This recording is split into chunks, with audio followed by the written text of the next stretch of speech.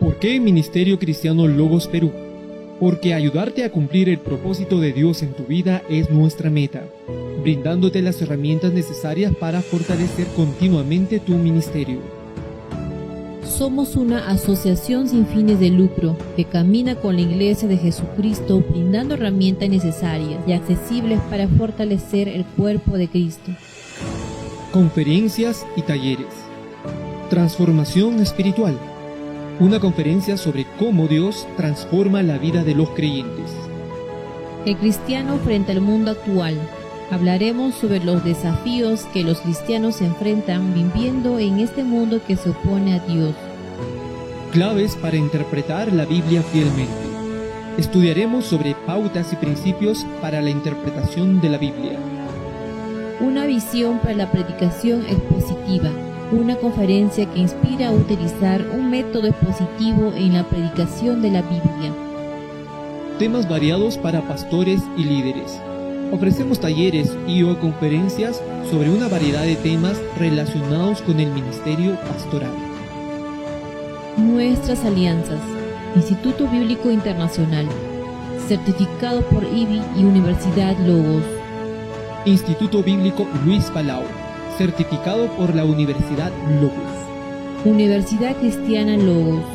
Certificación Instituto Licenciatura con Apostillamiento de la Haya. Universidad Prometa. Diplomados, certificaciones y maestrías. Movilicemos. DAI. Ministerio Internacional Intimidad con Dios. Y recuerda que ayudar a cumplir el propósito de Dios en tu vida es nuestra meta.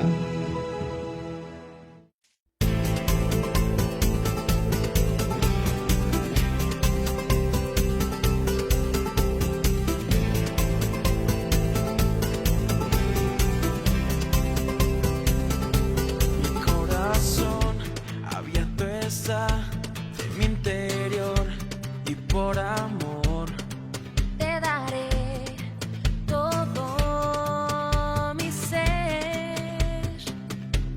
Levantaré mis manos hoy, escucha Dios mi clamor. Oh, te daré todo mi ser. Te daré todo mi ser.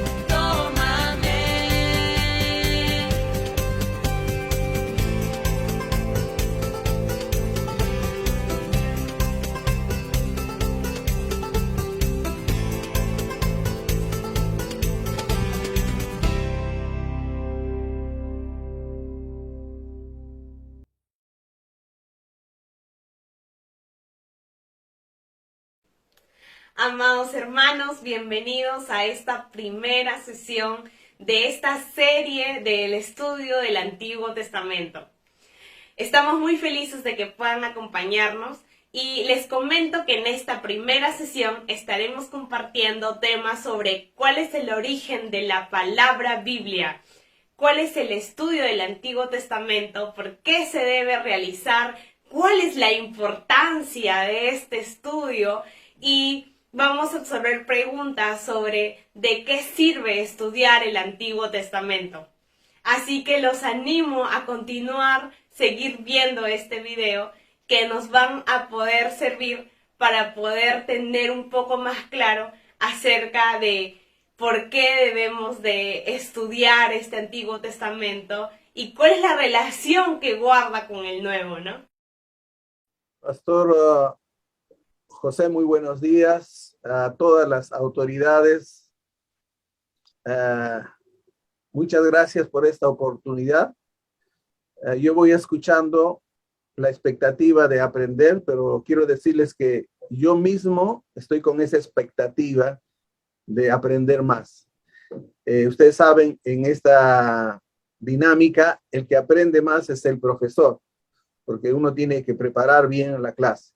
Por otro lado, también con mucho respeto a todos ustedes, porque sé que ya todos ustedes están sirviendo al Señor en algún campo, están pastoreando iglesias y eso es otro desafío que tenemos ahora para poderles compartir esta enseñanza.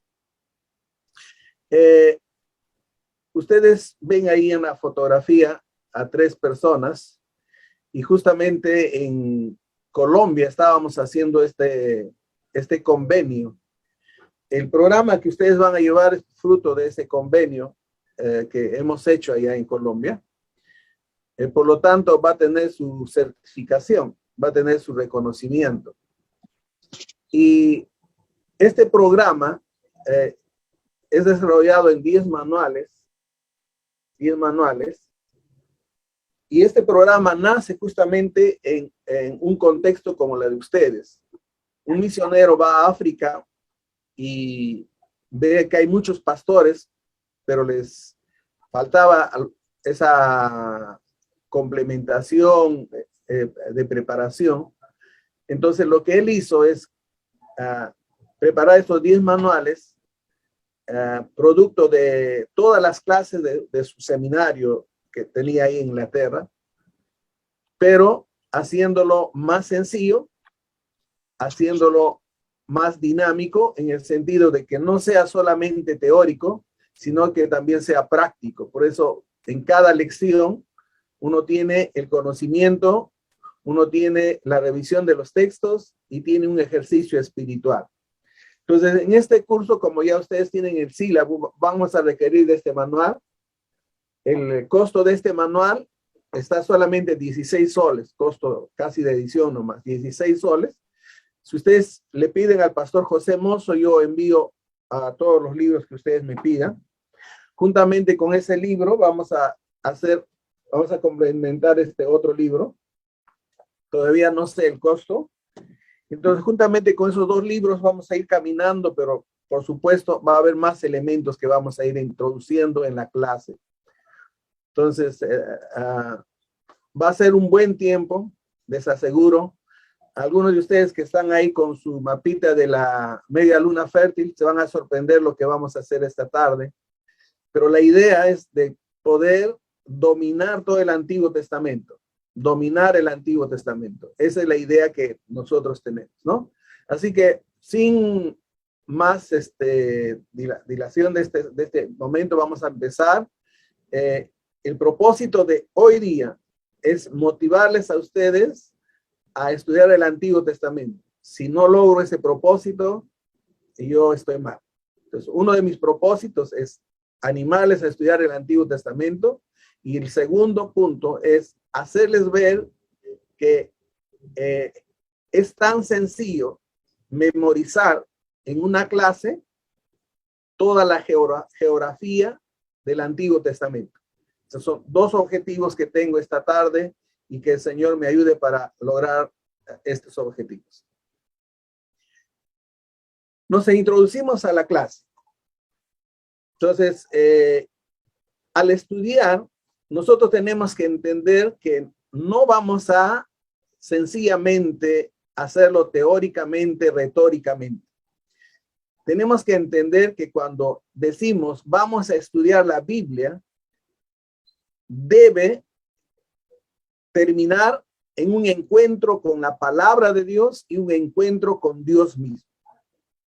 Si nuestro estudio se limita solamente al entendimiento intelectual, sin tener un encuentro con el texto, que es palabra de Dios, y no tener un encuentro con Dios mismo, hemos fallado, hemos gastado tiempo, no hemos invertido el tiempo. Para que el estudio llegue a ser parte de nuestras vidas, tenemos que ver el texto como algo que tiene vida. La Biblia tiene vida. Y no es un simple estudio, no es un simple estudio de lo que es el Antiguo Testamento. Frente a la Biblia, más que todo, debemos estar dispuestos a ver y oír, guiados por el Espíritu Santo. En otras palabras, a medida que vamos caminando por el Antiguo Testamento, debemos nosotros vernos en acción, vernos juntamente con Dios accionando y entendiendo la palabra de Dios para ese pueblo, pero también entendiendo la palabra de Dios para nosotros. Y por supuesto, eso solamente se logra con la ayuda del Espíritu Santo, la iluminación del Espíritu Santo en nuestras vidas.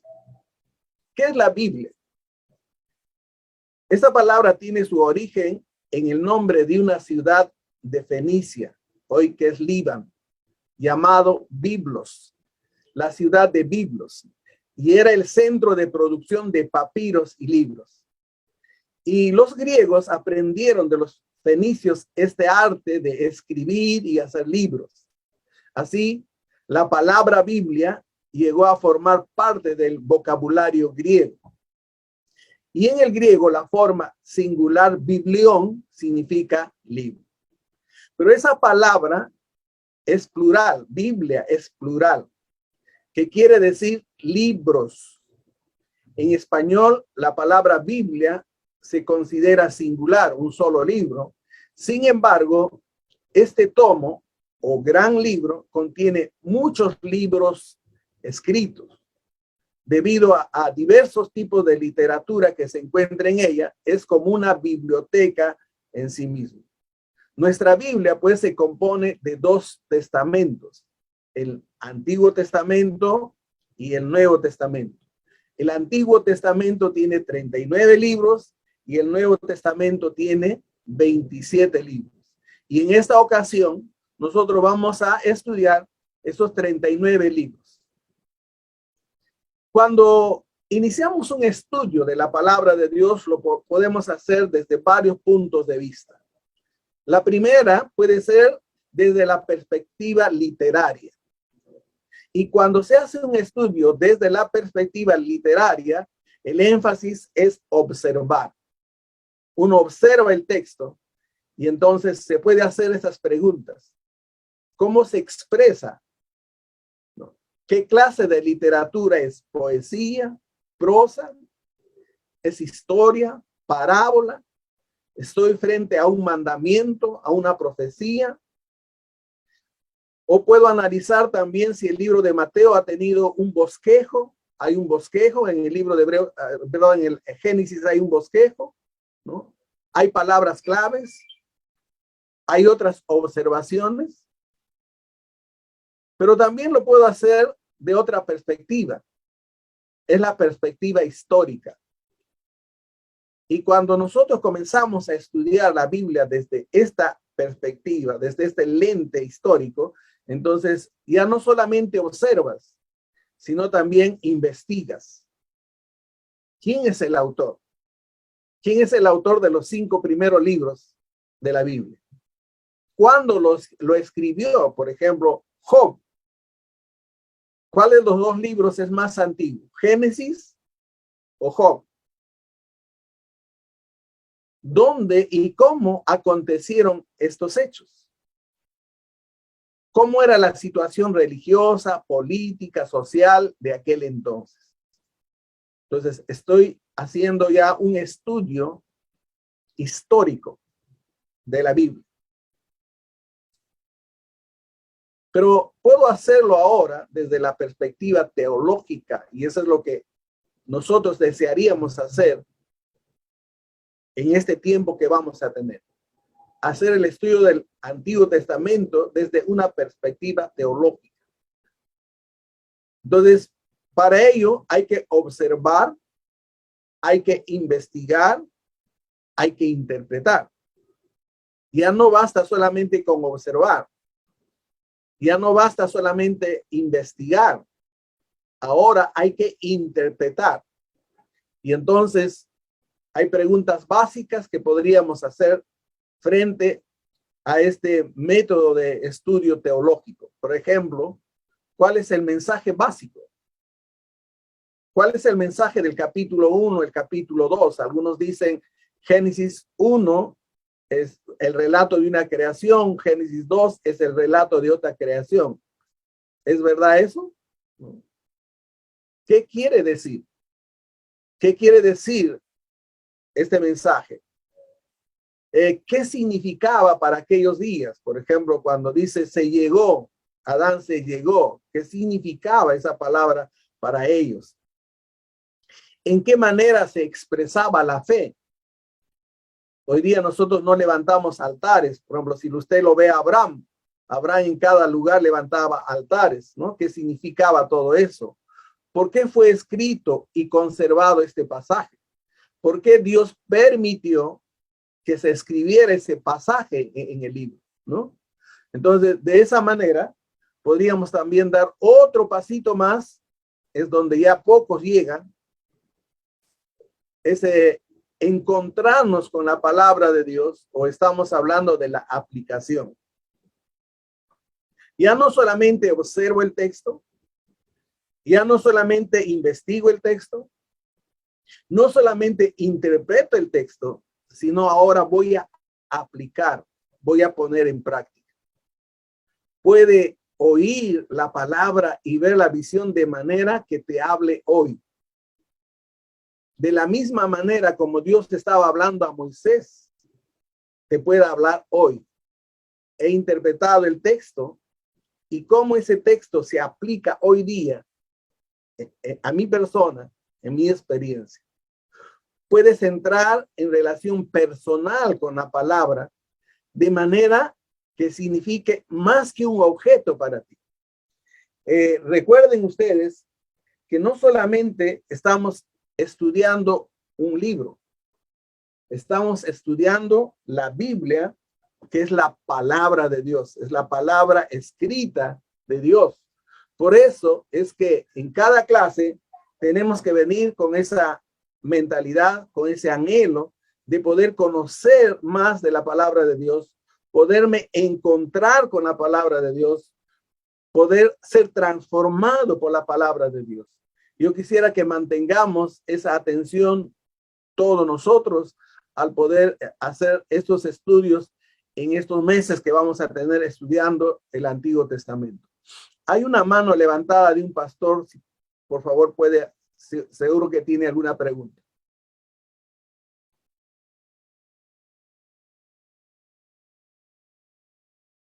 Un pastor estaba levantando la mano. Puede hacer la pregunta, ¿no?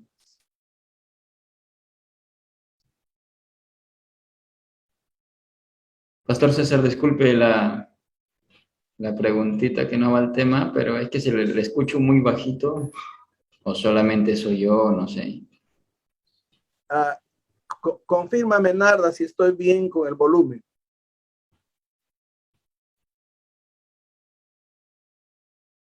Hermana Emperatriz, ¿me escucha bien? Sí, pastor, sí se le escucha. Y fuerte y claro le escucho yo. Gracias. Gracias, pastor. Ahí está la respuesta. De igual manera, fuerte y claro desde Chile. Ahora, todos nosotros tenemos el Nuevo Testamento. El cristiano de hoy tiene el Nuevo Testamento. Entonces, muchos dirían, entonces, ¿para qué voy a estudiar el Antiguo Testamento si ya tengo el Nuevo Testamento? ¿No? ¿De qué me sirve estudiar el Antiguo Testamento? Entonces, a esa pregunta vamos a ir analizando algunos textos y vamos a ir viendo que sí es necesario que estudiemos el Antiguo Testamento. Por ejemplo, vamos al libro de Mateo 1:1. ¿Qué dice la palabra? Genealogía de Jesucristo, hijo de David, hijo de Abraham. Entonces la pregunta es, ¿quién es David? ¿Quién es Abraham? Entonces, para yo entender quién es David, tengo que ir al Antiguo Testamento. Estamos hablando del primer capítulo del Nuevo Testamento, el primer versículo del Nuevo Testamento. Y nos está hablando de David, que Jesucristo es hijo de David, hijo de Abraham. Entonces, para nosotros entender, tenemos que ir al Antiguo Testamento. ¿Y dónde voy a encontrar información de David? Primera y segunda de Samuel. De igual manera, si yo me voy a preguntar quién es Abraham y quiero contestar esa pregunta, ¿quién es Abraham?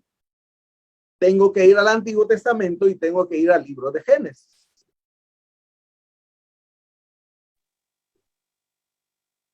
Por ejemplo, si yo sigo caminando con el libro de Mateo, capítulo 2, versos 5 al 6. Dice, pero tú, Belén, en la tierra de Judá, de ninguna manera eres la menor entre los principales de Judá, porque de ti saldrá un príncipe que será el pastor de mi pueblo Israel. Bien, ahora aquí nos habla de Belén. Y es el único, hay un solo libro en el Antiguo Testamento que va a hablar de esta profecía.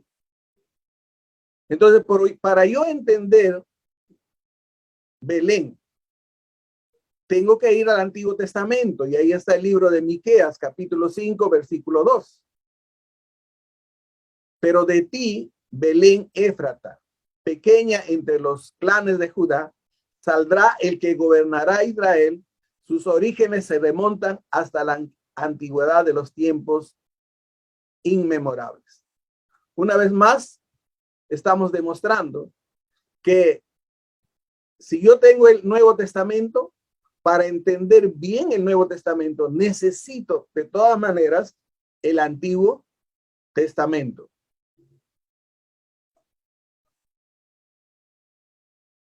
Otro texto, vamos a seguir caminando por Mateo 2:15. Sacamos un texto de Mateo 2:15. Dice, donde permaneció hasta la muerte de Herodes. De este modo se cumplió lo que el Señor había dicho por medio del profeta: de Egipto llamé a mi hijo. De Egipto llamé a mi hijo. Ahora, ¿usted algún momento se ha puesto a pensar si Jesús estaba en Egipto y de Egipto fue a Canaán? Entonces, el autor está usando el Antiguo Testamento para entender. Voy a Oseas 11:1, dice, desde que Israel era niño, yo lo amé, de Egipto llamé a mi hijo. Si yo quiero entender ese relato de 2:15, tengo que ir a Oseas 11:1 y voy a entender en el Antiguo Testamento que Israel salió de Egipto. O sea, se está refiriendo que Israel salió de Egipto. Y en este momento Jesús está repitiendo el éxodo, porque recuérdese que su papá y su mamá se lo llevaron a Jesús a esconderlo en Egipto para que no lo matase. Murió Herodes, ahora está volviendo a la tierra prometida. Si no leyera el Antiguo Testamento, no podría yo entender, no podría yo interpretar el Nuevo Testamento. De esa manera estamos entendiendo que es básico, que es ineludible, que no se puede pasar por alto el conocimiento del Antiguo Testamento. Si yo quiero ser un buen ministro del Nuevo Testamento, tengo que entender que necesito conocer el Antiguo Testamento. ¿De qué me sirve estudiar el Antiguo Testamento? Seguimos caminando un poquito más en el capítulo 2, versículo 18, y vamos a encontrar: se oye un grito en Ramá, llanto y gran lamentación. Es Raquel que llora por sus hijos y rechaza el consuelo porque ya no vive. Ahora, para entender este versículo, de igual manera tengo que ir al Antiguo Testamento, cuando habla del profeta. Jeremías 31:15. Dice: así dice el Señor, se oye un grito en Ramá, lamentos y amargo llanto. Es Raquel que llora por sus hijos y no quiere ser consolada. Sus hijos ya no existen. Cuando se está matando a los bebés, para matar a Jesucristo, surge esta palabra. Pero para yo entender bien ese texto, tengo que necesariamente ir al Antiguo Testamento.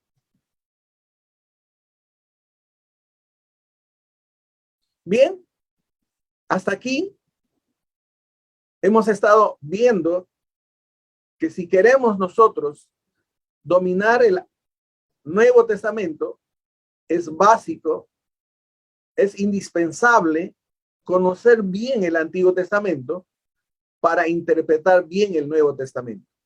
Dicho de otras maneras, tanto el Antiguo Testamento como el Nuevo Testamento están entrelazados. No puedo separar. Lastimosamente, en nuestros tiempos, ¿no?, en nuestros púlpitos, más predomina el Nuevo Testamento que el Antiguo Testamento. Y un error de muchos siervos del Señor, de muchas siervas del Señor, es poder limitar a conocer más el Nuevo Testamento y dejar de lado el conocimiento del Antiguo Testamento. No podemos ignorar el conocimiento del Antiguo Testamento porque es básico, es vital para cada uno de nosotros. Ahora, pasemos a mirar la importancia del estudio del Antiguo Testamento. Primeramente, tenemos que entender que el Antiguo Testamento es palabra de Dios. No pasó de moda. Cielo y tierra pasarán, mas mi palabra no pasará, dice la misma palabra del Señor. Dios habló.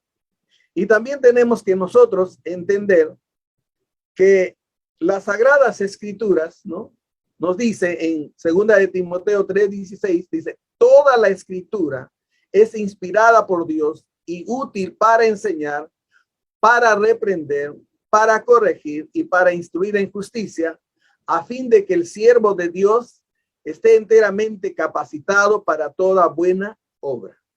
¿Cómo voy a capacitar enteramente a los creyentes? ¿Cómo voy a capacitar enteramente a mis líderes?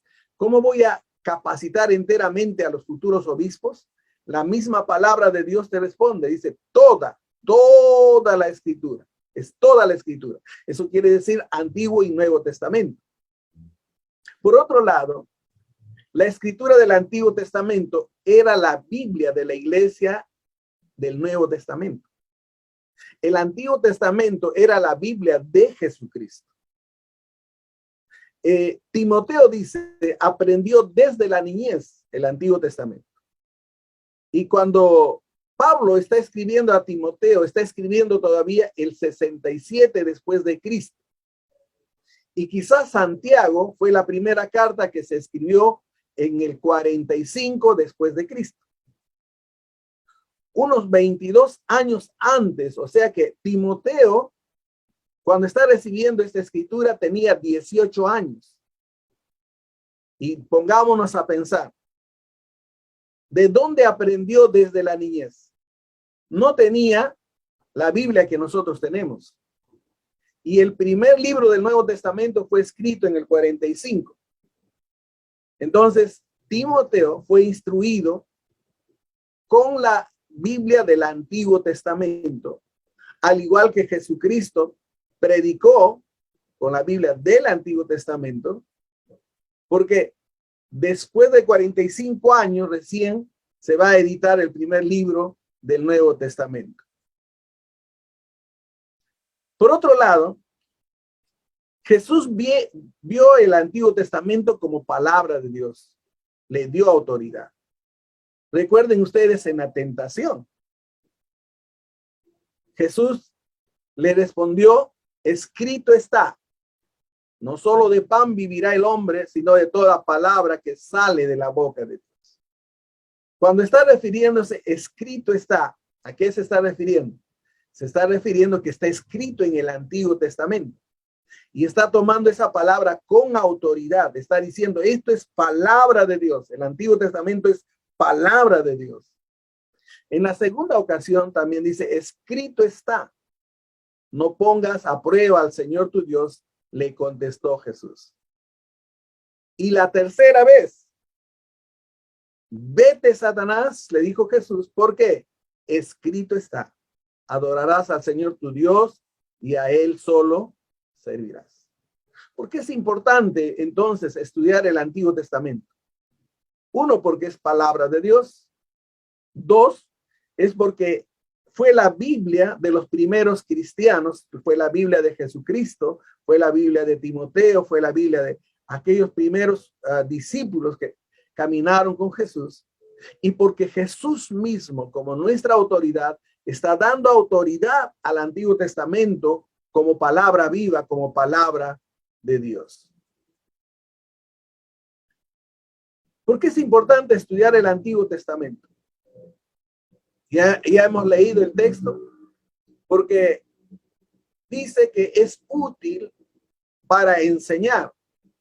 Y el texto de Romanos 15:4 dice de esta manera: de hecho, todo lo que se escribió en el pasado, escuchen bien eso, todo lo que se escribió en el pasado, se escribió para enseñarnos, a fin de que, alentados por las Escrituras, perseveremos en mantener nuestra esperanza. La palabra, el Antiguo Testamento es importante para enseñar, ¿no? Es útil para enseñar. Y la palabra misma dice, es útil para redarguir. Y Primera de Corintios, capítulo 10, versos 6 al 11, dice, todo esto sucedió para servirnos de ejemplo, a fin de que no nos apasionemos por lo malo como lo hicieron ellos, no sean idólatras como lo fueron algunos de ellos, según está escrito, se sentó en el pueblo a comer y a beber y se entregó al desenfreno. No cometamos inmoralidad sexual como algunos lo hicieron, por lo que en un solo día perecieron 23,000. Tampoco pongamos prueba al Señor como lo hicieron algunos y murieron víctimas de las serpientes.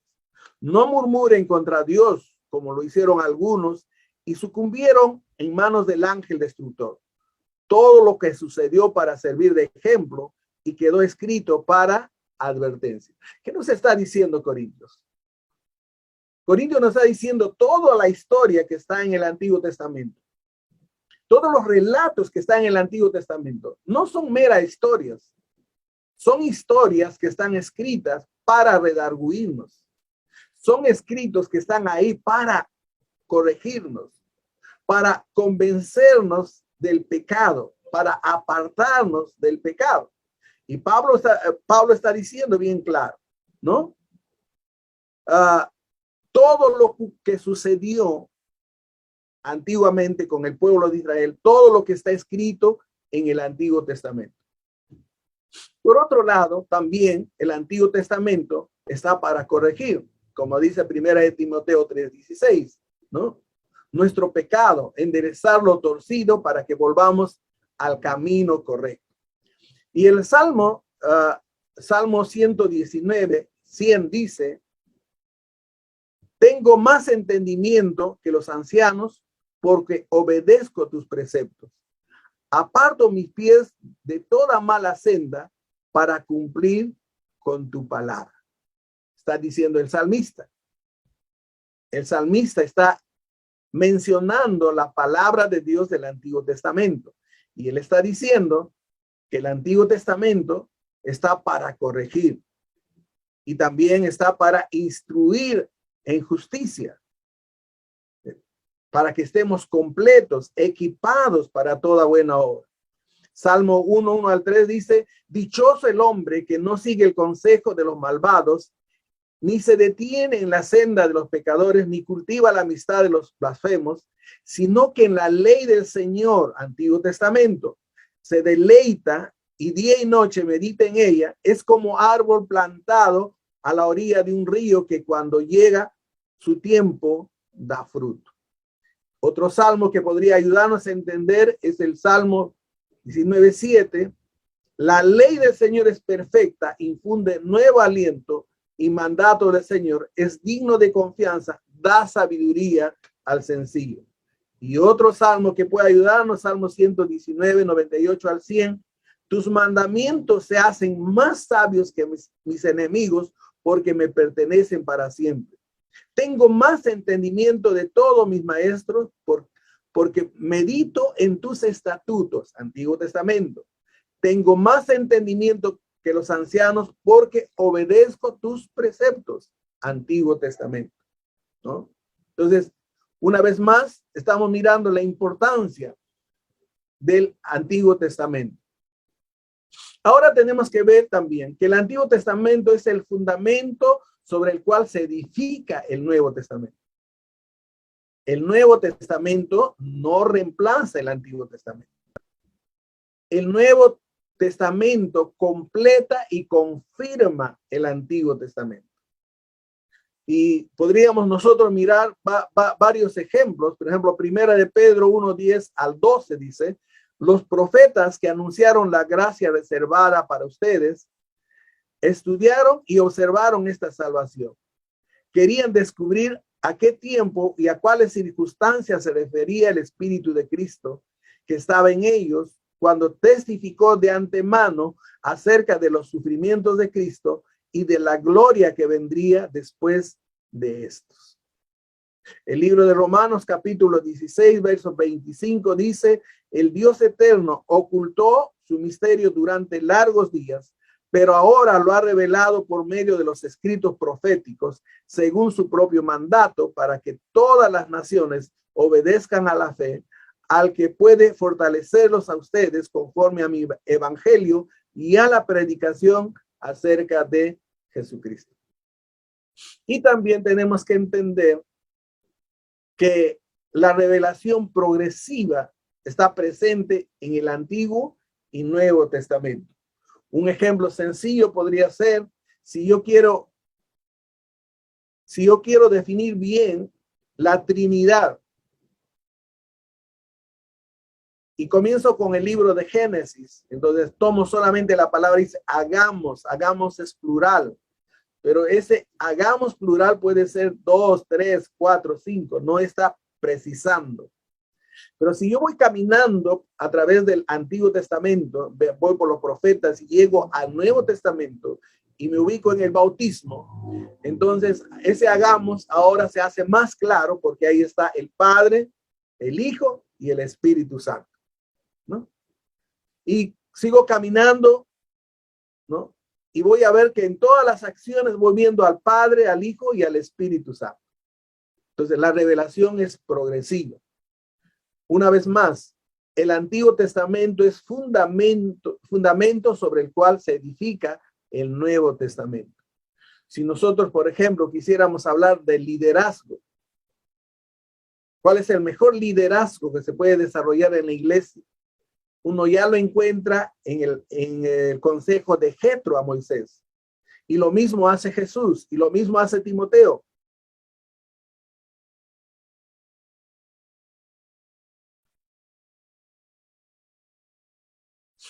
Antiguo y Nuevo Testamento se complementan y confirman. Por ejemplo, cuando vemos las cartas de Pablo, Romanos y Gálatas muchas veces se refieren a la ley, la ley, la ley, la ley, la ley. Y cuando está hablando de la antigua ley, está hablando de la ley de Moisés. ¿Y cómo puedo entender yo esa palabra? ¿Cómo puedo interpretar bien lo que Pablo está queriendo decir? Tengo que ir al Antiguo Testamento. Tengo que leer el Éxodo y Deuteronomio para yo poder entender bien lo que Pablo está queriendo decir. Una vez más, el Antiguo Testamento es la base para el Nuevo Testamento. Si no tengo base, no voy a edificar bien. Y eso es algo que nosotros debemos ir pensando constantemente. Como les dije, es un error solamente quedarnos con el Nuevo Testamento, porque claro, es más fácil interpretar, está más cerca a nosotros, hay más materiales, ¿no? Y dejamos de lado el Antiguo Testamento. Pero aquí estamos mirando que el Antiguo Testamento es la base del Nuevo Testamento. Hebreos. Usted lee el libro de Hebreos. No puede interpretar bien sin haber leído Levíticos. Quizás uno de los libros menos leídos. ¿Por qué? Porque usted va a ver en el libro de Hebreos todo el sistema sacerdotal. El que escribió estaba tan familiarizado con el sistema sacerdotal, con el tabernáculo. Y si usted no lee Levíticos, usted va a sacar conclusiones quizás equivocadas. Habla del nuevo pacto, el antiguo pacto. Entonces, si yo no leo el Antiguo Testamento, no voy a poder entender bien lo que nos está tratando de decir el autor ahí en el libro de Hebreos. El libro de Apocalipsis es otro libro. Recuerden que el 90% del libro de Apocalipsis es simbólico. Pero ¿de dónde saca Juan todas esas figuras? ¿De dónde saca el candelabro, la figura del candelabro? 7 brazos tiene el candelabro. Usted tiene que irse al tabernáculo. El candelabro del tabernáculo tenía 7 brazos. Dice trompetas. Muchos de nosotros equivocadamente estamos esperando trompetas literales, pero Juan está usando un símbolo del Antiguo Testamento. Y para interpretar bien, yo tengo que ir al Antiguo Testamento. Y a la luz del Antiguo Testamento, yo tengo que analizar lo que el autor está queriendo decir. Antiguo y Nuevo Testamento se confirman. Para entender el Nuevo Testamento, ¿no? Tenemos que entender que el Antiguo está presente en el Nuevo Testamento. Citas del Antiguo Testamento están en el Nuevo Testamento. Los temas doctrinales se sacan del Antiguo y el Nuevo Testamento. No puedo hacer doctrina solamente con el Nuevo Testamento. Si yo quiero hacer doctrina, tengo que hacer doctrina del Antiguo y el Nuevo, de toda la Biblia. Por eso se llama teología sistemática. Voy a sistematizar de toda la Biblia. Quiero hablar del pecado, tengo que analizar la palabra pecado en toda la Biblia, no solamente en el Nuevo Testamento. Porque si yo tuviera solamente el Nuevo Testamento y preguntara, ¿cómo se originó el pecado? ¿Qué libro del Nuevo Testamento me podría explicar mejor que el libro de Génesis? Y muchos de nosotros incluso nos preguntamos, ¿qué será cuando Jesucristo venga por segunda vez? Y no logramos entender, pero si te vas al Edén, si tú entiendes que Jesús está restaurando, entonces usted se vaya al libro de Génesis y usted va a encontrar los orígenes. Y si quiero entender el ministerio de Jesús por igual, voy a tener que entender a la luz del Antiguo Testamento. Hay unidad en el mismo sentir, tanto en el Antiguo y Nuevo Testamento. Por ejemplo, Levíticos 19:18 dice, no seas vengativo con tu prójimo, ni le guardes rencor. Ama a tu prójimo como a ti mismo. Yo soy el Señor, dice el libro de Levítico del Antiguo Testamento. Santiago, un libro del Nuevo Testamento, dice, hacen muy bien si de veras cumplen la ley suprema de la Escritura. Ama a tu prójimo como a ti mismo. Miren, tiene el mismo sentido. Tanto el Antiguo como el Nuevo, Levítico y Santiago. Otro ejemplo que tenemos ahí es Isaías 26:3-4. Dice, al de carácter firme lo guardarás en perfecta paz. porque en ti confían. Confíen en el Señor para siempre, porque el Señor es una roca eterna. Y Filipenses 4:6 dice, no se inquieten por nada, más bien en toda ocasión con oración y ruego, presenten, ¿no?, delante de Dios y denle gracias. Hay un mismo sentir, tanto en el Antiguo Testamento como en el Nuevo Testamento. Por eso nosotros vemos la unidad de estos dos libros. Isaías 48 dice, la hierba se seca y la flor se marchita, pero la palabra de nuestro Dios permanece para siempre. Un libro del Antiguo Testamento. Un libro del Nuevo Testamento dice, porque todo mortal es como hierba y toda su gloria como flor del camino. Se seca la hierba y se cae la flor, pero la palabra del Señor permanece para siempre. Ustedes, miren, el Antiguo y el Nuevo, latiendo en un mismo sentido. Amós 3:4, ¿puede dos caminar juntos sin antes ponerse de acuerdo? Y 2 de Corintios 6:14 dice, no formen yunta con los incrédulos. ¿Qué tiene en común la justicia o la maldad? ¿O qué comunión no puede tener la luz y la oscuridad? El Antiguo Testamento y el Nuevo Testamento lo dice de la misma forma. Hay una unidad. Hay una unidad. Eso quiero que entiendan.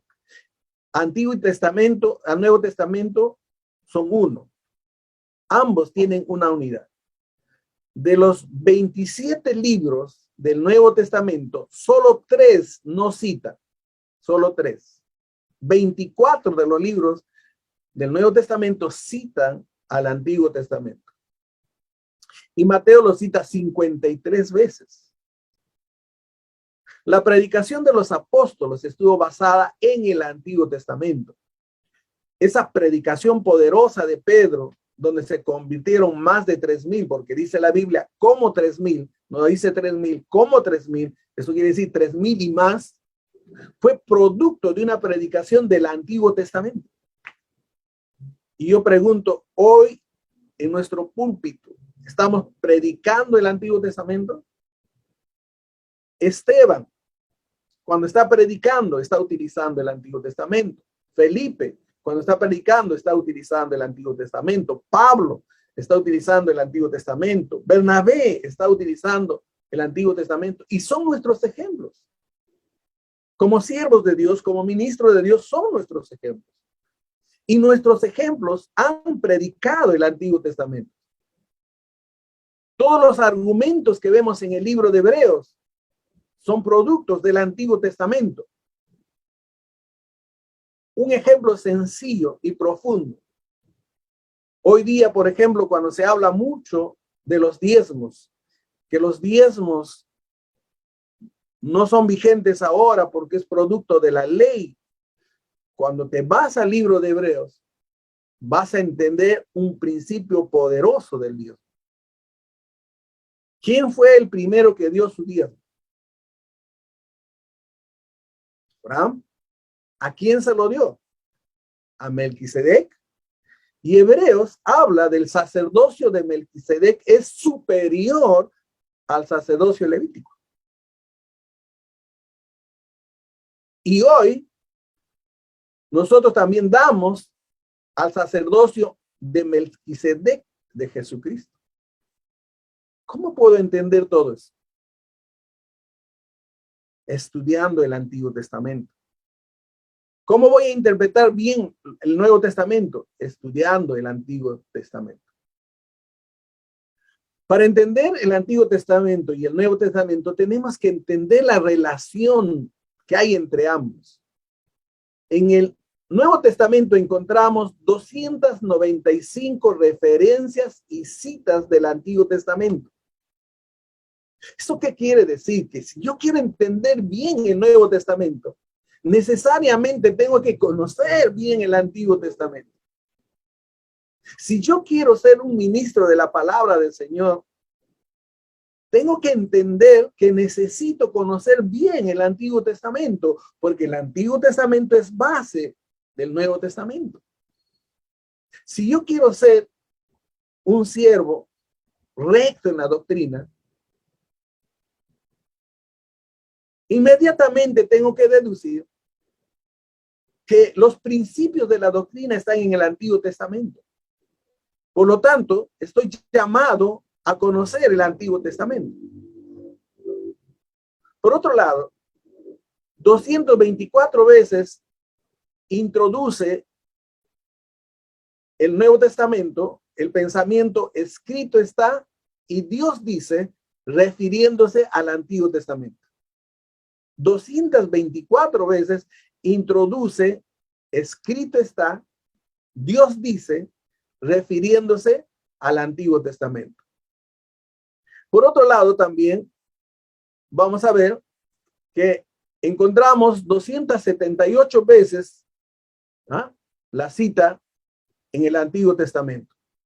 Luego vemos 56 veces se refiere como Dios el autor del Antiguo Testamento.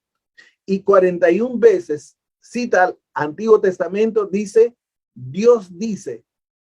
No dice Dios dijo, dice Dios dice. En otras palabras, el autor del Nuevo Testamento está haciendo viva la palabra del Antiguo Testamento.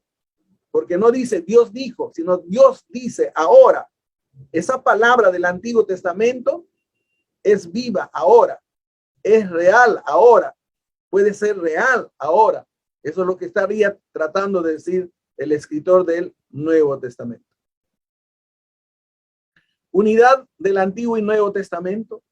Los temas del Antiguo Testamento en el Nuevo Testamento. Por ejemplo, el cruce del Mar Rojo en Antiguo Testamento es prefigura del bautismo cristiano. Por eso en Primera de Corintios, capítulo 10, 1, 2 dice, no quiero que desconozcan, hermanos, que nuestros antepasados estuvieron todos bajo la nube y que todos atravesaron el mar. Todos ellos fueron bautizados en la nube y en el mar para unirse a Moisés.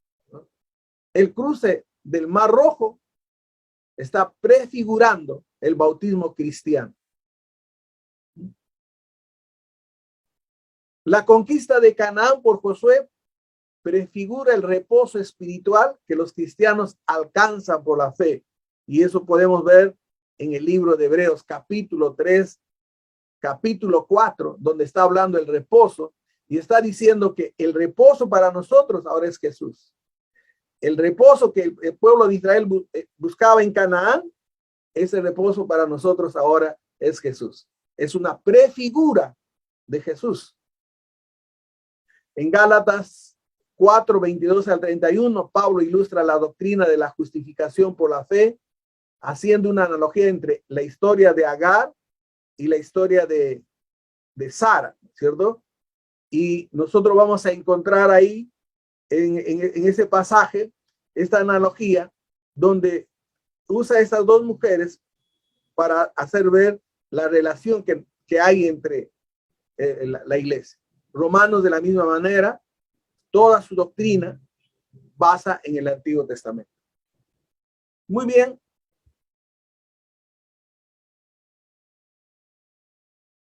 ¿Por qué es importante estudiar el Antiguo Testamento para nosotros? ¿Por qué? Porque ahí está el origen del mundo, está el origen del día del reposo, está el origen del matrimonio. Por ejemplo, cuando hablamos de matrimonio, ¿cuál es el eje del matrimonio? ¿Cuál debería ser el eje del matrimonio? Un buen grupo de personas piensa que es el sexo. Yo he escuchado exposiciones donde dice que es el sexo que une al hombre y a la mujer. No estoy de acuerdo, porque en el Génesis hubo una necesidad en Adán. No era sexo, era comunicación. ¿Dónde encuentro ese principio? En el Antiguo Testamento, ¿no? Y así nosotros vamos a encontrar principios en el Antiguo Testamento que nos van a servir para poder nosotros desarrollar una buena doctrina, para poder entender el Nuevo Testamento. El origen del pueblo de Dios, ¿dónde voy a encontrar eso? El origen de los sacrificios, el origen del diezmo, como ya les mencioné. ¿Dónde voy a encontrar todo eso? En el Antiguo Testamento, por supuesto, ¿no? Ya casi para finalizar esta primera parte, y espero que nos sintamos persuadidos y hayamos entendido claramente que es importante, es vital, es necesario que estudiemos el Antiguo Testamento. El ministerio de Cristo ha explicado en el Antiguo Testamento qué significa su muerte en la cruz o qué importancia tenía el velo en el templo que se rasgó cuando Cristo murió. Entonces ahí en el libro de Hechos, capítulo 17, dice Pablo, acostumbraba a predicar, declarando y exponiendo por medio de las escrituras del Antiguo Testamento que era necesario que el Cristo padeciese y resucitase de los muertos y que Jesús, a quien yo os anuncio, decía él, es el Cristo. Entonces Pablo usaba el Antiguo Testamento para explicar el ministerio de Cristo Jesús. Y cuando nosotros decimos somos cristocéntricos y solamente quiero tomar el Nuevo Testamento, estoy cometiendo un error. Si yo quiero imitar a Pablo, si yo quiero imitar a Esteban, a Felipe, tengo que entender, si quiero imitar al maestro de maestros, a Jesús, tengo que entender que la palabra de Dios también está en el Antiguo Testamento. Juan 8:52, el mismo Jesucristo decía, Abraham vuestro padre se gozó de que habla de ver mi día y lo vio y se gozó. O también en el Juan 5:46, Jesucristo dijo que Moisés escribió acerca de él. Si creyesen a Moisés, me creerían a mí porque de mí escribió. ¿No? ¿Con qué libros está describiendo su ministerio Jesucristo? Con los libros del Antiguo Testamento. ¿Con qué libros explicaban los apóstoles el ministerio de nuestro Señor Jesucristo? Con el Antiguo Testamento. ¿No? Y tenemos que nosotros entender que hay factores también. Dios siempre actúa en conforme con su naturaleza y nunca obra en contra de sus atributos. Toda la historia está bajo el control soberano de Dios. Israel era su pueblo del pacto y hay una progresión en la revelación bíblica. Ahora quisiera que entendamos esto. Historia. ¿Por qué tanta historia? En el Antiguo Testamento hay historia. ¿Por qué tanta historia? ¿Por qué es importante tanta historia? Es que en el Antiguo Testamento no hay estudios filosóficos para demostrar que Dios es Dios. El Antiguo Testamento no está hablando de argumentos ficticios para decir quién es Dios.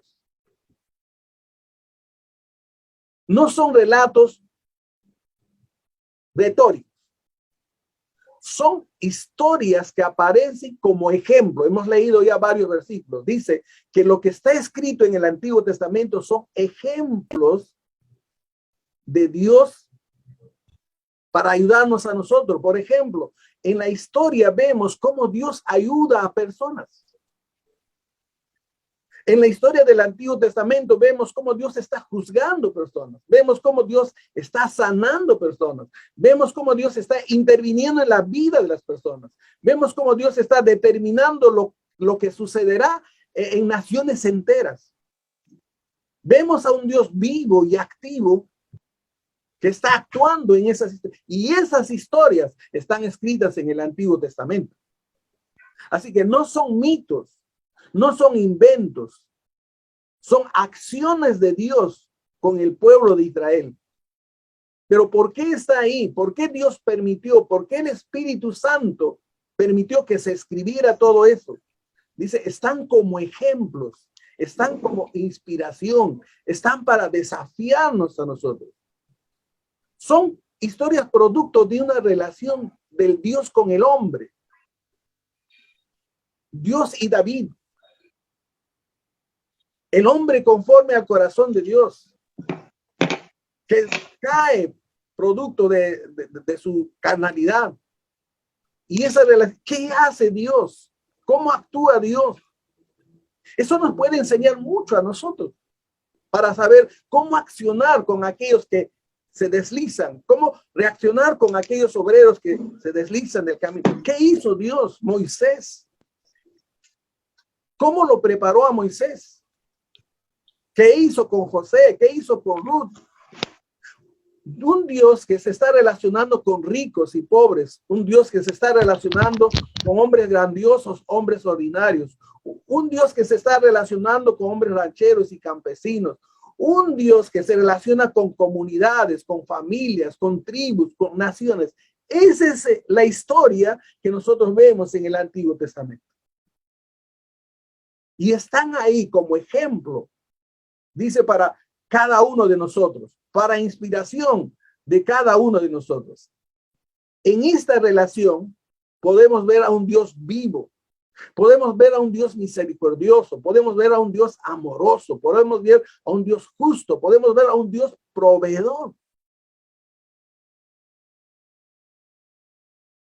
Todo eso nosotros podemos ver esa riqueza que hay en la literatura del Antiguo Testamento. ¿Por qué es tan importante la historia? Un teólogo del siglo XX escribe de esta manera y dice: el trabajo de la reflexión teológica, de la enseñanza o de la reflexión no debe empezar con ideas abstractas, más bien debe ser una realidad de las acciones de Dios mismo.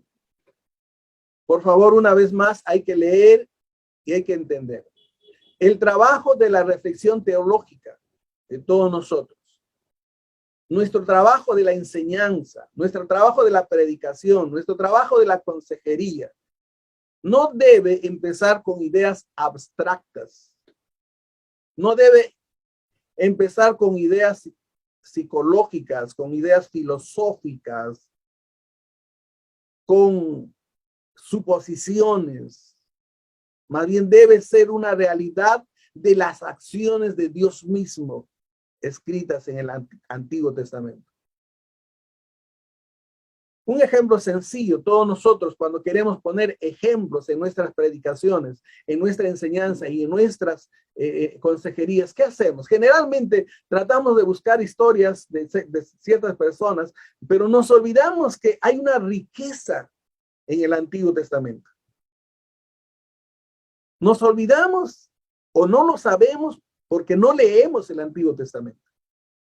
Y tenemos que acuñar, ¿no? Hasta inventamos historias para acuñar nuestro mensaje. Cuando hay una riqueza en el Antiguo Testamento. Cuando podemos hablar cómo Dios trató, ¿no? Con los leprosos, cómo Dios trató a José, cómo lo fue formando. Por ejemplo, uno se queda sorprendido. José fue llamado por Dios para ser un gran administrador. Y mira cómo lo va formando. Primero lo vendieron, llegó a una casa, le pusieron de administrador. Luego pasó otra prueba, fue a la cárcel, le pusieron de administrador. Y luego llegó a ser el segundo de Faraón. En esa historia yo puedo ir viendo cómo Dios ha ido obrando, cómo Dios ha ido trabajando en la vida de José para que llegue a ese cumplimiento. ¿No? Antes de pasar al siguiente punto, quiero ilustrarles de esta manera. Cuando nosotros vemos las películas son productos de imágenes que están conectados y que pasa y le da vida, ¿verdad? Pero si nosotros miráramos sin girar, sin movilizarse, entonces vamos a pensar que estamos viendo a un ave volando. En una toma, alguien podría ver al ave levantando sus alas. Y entonces él diría, ya, las aves vuelan levantando sus alas. Otro que ve otra toma diría, no, yo veo que el ave está con sus alas abajo. Entonces el ave vuela con las alas bajas. Otro tercero vería otra lámina y diría, no, yo veo que el ave tiene sus alas extendidas, así que el ave vuela extendiendo sus alas, no levanta para arriba ni para abajo. Ahora, los tres están equivocados y los tres están incorrectos. Porque si nosotros pusiéramos esas láminas a girar en movimiento, veríamos que sí, el ave también levanta las alas, baja las alas, estira las alas, pero cuando lo vemos en movimiento. De igual manera, si nosotros no vemos en movimiento a Dios en el Antiguo Testamento, no vamos a entender bien los principios, las enseñanzas que Dios nos ha dado. Tenemos que ver a Dios en movimiento en el Antiguo Testamento. ¿Cómo se movió Dios en todo el Antiguo Testamento? ¿Cómo actuó Dios en todo el Antiguo Testamento? Y de esa manera tener, ¿no?, una idea más clara de lo que es el Antiguo Testamento. ¿Qué es el Antiguo Testamento? Se le llama Antiguo Testamento a la primera sección de los 39 libros de la Biblia, desde Génesis hasta Malaquías, ¿no? Los libros del Antiguo Testamento fueron escritos por un periodo de unos 1000 años, entre 1500 a 4000, y por unos 30 autores aproximadamente.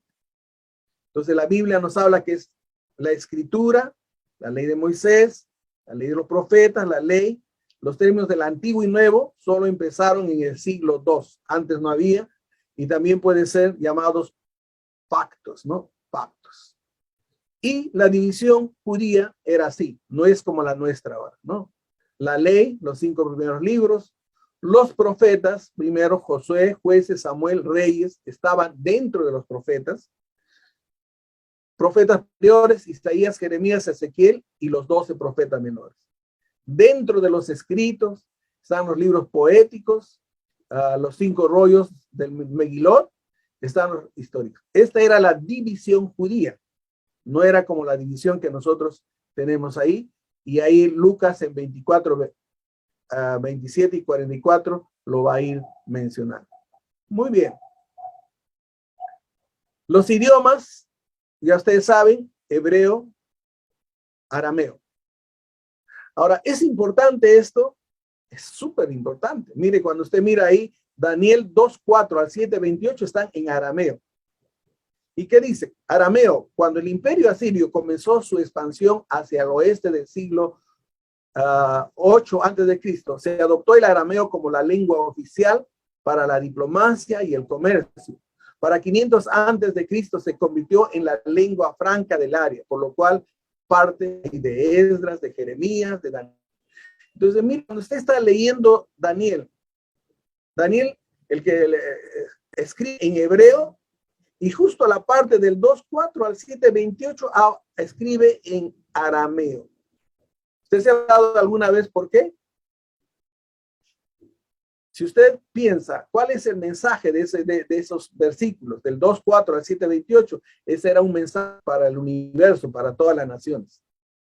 Y todas las naciones entendían el hebreo, solamente entendían los judíos. Por eso Daniel 9, que eran netamente los judíos, está escrito en hebreo. Pero un mensaje que está escrito para todas las naciones, lo escribe en arameo, para que le entiendan todas las naciones. Miren, hasta eso es muy importante para nosotros entender, ¿no? El Antiguo Testamento, hechos en sí.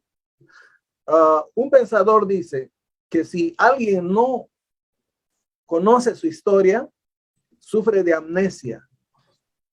Otro pensador dice, un escritor dice, aquel que no conoce la historia del Perú no puede amar el Perú. Y un escritor de las Asambleas de Dios lo parafraseó y dijo, aquel que no conoce la historia de las Asambleas de Dios no puede amar Asambleas de Dios. Ahora yo voy a parafrasear esto y le voy a decir, aquel que no conoce el Antiguo Testamento está en amnesia. ¿Sabe lo que significa amnesia? Se olvida, no tiene base para seguir trabajando, no tiene base para seguir haciendo las cosas que debería estar haciendo. Así que ahora vamos a pasar a estudiar esta parte. El Antiguo Testamento hecho sencillo. Se ha calculado que menos del 10% de las personas que asisten a la iglesia tienen una buena y cabal comprensión del armazón y la estructura global del Antiguo Testamento. 10% de todos los cristianos, ¿no? Menos del 10% tienen un panorama completo del Antiguo Testamento. Si tú tienes ahí, por ejemplo, tu hojita de la luna fértil, señálame dónde está Edén.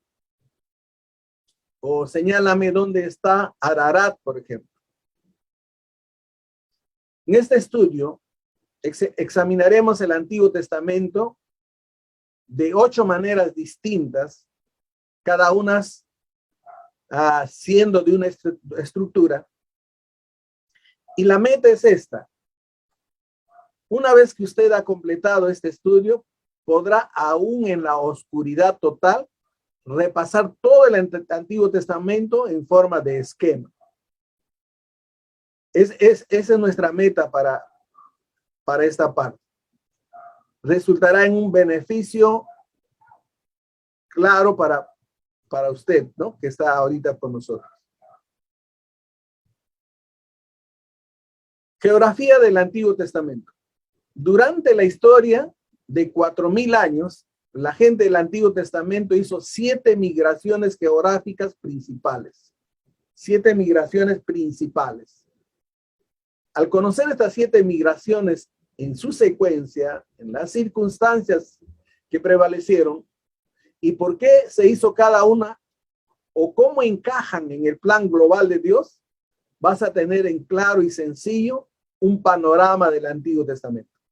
Antes de salir de este lugar, tú vas a tener un panorama de Génesis a Malaquías. Te lo prometo. Entonces, esas migraciones son de Edén a Ur, de Ur a Arán, de Arán a Israel, de Israel a Egipto, de Egipto a Israel, de Israel a Babilonia y de Babilonia a Canaán. En este momento vamos a pasearnos desde Génesis hasta Malaquías a través de las migraciones que ha hecho este pueblo. Estamos hablando ahora, ¿no?, de geografía. Y geográficamente ahí está el Medio Oriente. Y usted está identificando ahí dibujado una media luna, ¿verdad? A esa media luna nosotros la llamamos la media luna fértil. Y en un extremo está el río Nilo de Egipto, en el otro extremo está el Golfo Pérsico. Y en esa media luna fértil sucedieron todos los acontecimientos del Antiguo Testamento. Casi todos los acontecimientos sucedieron solamente en esa media luna fértil. Nuestro punto de partida es el Golfo Pérsico, ¿no? El Golfo Pérsico se ubica a oriente de un enorme desierto, al norte, oriente y occidente. Hay una angosta extensión de tierra muy fértil en forma de media luna, conocida como la media luna fértil, ¿no? Casi todos los eventos del Antiguo Testamento ocurrieron dentro o cerca de esa extensión de la media luna fértil. La media luna fértil se extiende hacia el noroeste del Golfo Pérsico, aproximadamente 1000 kilómetros, luego forma un semicírculo o media luna, extendiéndose hacia el occidente y hacia el sur y por la costa del Mediterráneo, atravesando la tierra de Israel y el país de Egipto, ¿no? Entonces, ahora algunos pastores decían, ¿qué vamos a hacer con esa media luna? Eso es lo que tienen ustedes, ¿de acuerdo? Ahora vamos a hacer un ejercicio espiritual. En su mapa de la media luna fértil, ubique los siguientes lugares y escriba el nombre con un lapicero. En esa media luna fértil, por favor, si alguien quiere más tiempo o puede tomarle una toma con su celular para que tenga ahí claro. Entonces, en su mapa de media luna, ubique por favor el Edén, ubique el río Tigris y el río Éufrates, ubica Babilonia, ubica Arán, el río Jordán, el Mar Rojo, el monte Sinaí, el monte de Moab y el monte de Ararat. Ubica con un puntito, pon el nombre con lapicero. Si ya lo tienes, por favor te pido que tomes una fotografía y se lo envíes al pastor José Mozo. El que ha acertado al 100%, le voy a obsequiar un libro.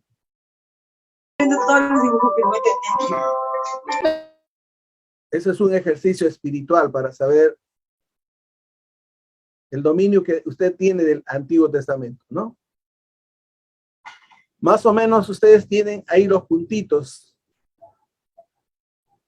Los puntitos. Y ahora que vamos a viajar ahora. Vamos a viajar ahora. Y esto se pone interesante ahora. Mire usted ahí.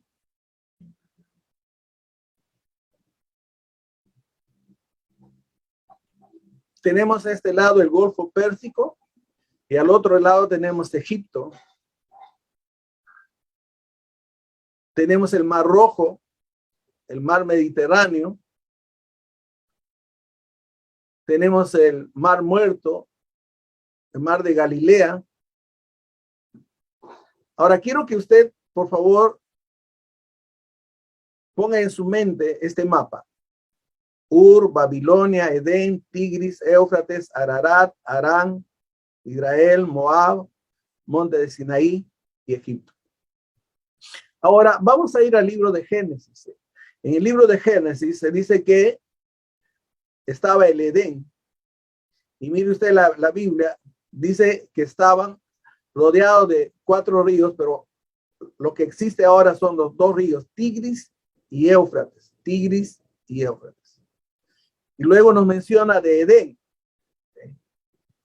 Luego nos habla de que hubo un diluvio y que el arca se encalló o se quedó plantado en un monte que se llama Ararat. Mire, arriba de la luna fértil, hay un puntito. Ahí quedó el arca. Luego vamos ya saliendo de Noé. Vamos multiplicando la generación. A este muchacho dile si va a venir. Y luego encontramos la ciudad de Abraham, Ur de los Caldeos. Ya estamos en el capítulo 12 de Génesis. Luego el Señor le pide a Abraham que salga a la tierra que le va a mostrar. Abraham sale para Harán, donde muere Taré, y luego va a Israel. Luego, cuando ya crecen, van a Egipto.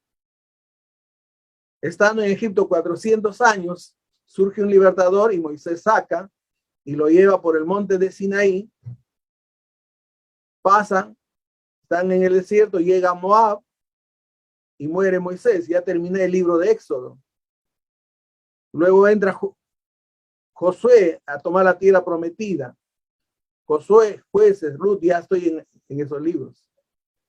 Entonces, estando aquí, ya surge el reino unido y el reino dividido. Entonces, cuando el pueblo de Israel en 722 desaparece, 536, Judá es llevado cautiva a Babilonia. Ya estoy en los libros proféticos del exilio. Luego, después de estar 70 años aquí, el Señor los hace volver a Israel, ¿no? Y ya terminé con Malaquías. ¿Se dio cuenta? Todo el Antiguo Testamento sucede en esta área geográfica. Todo.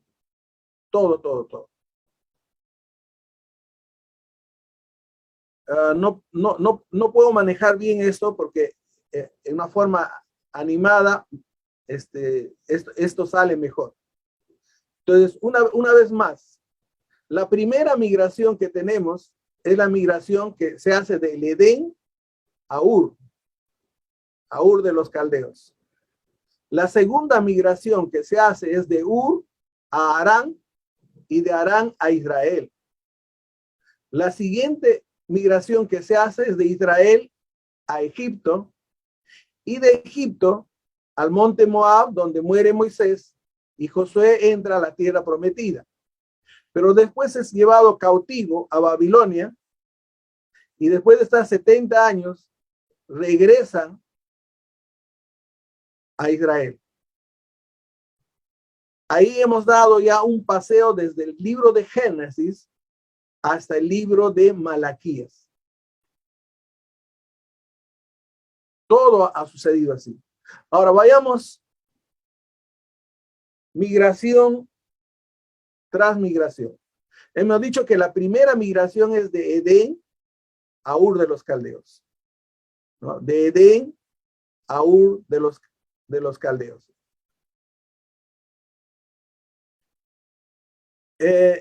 Esta primera migración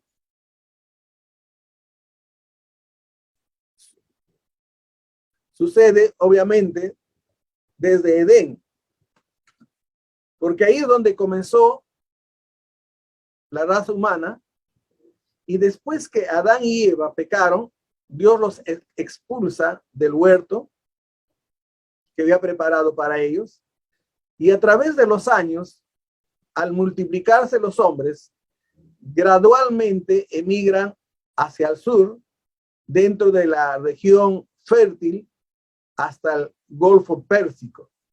Es decir, de acá de Edén, ¿no?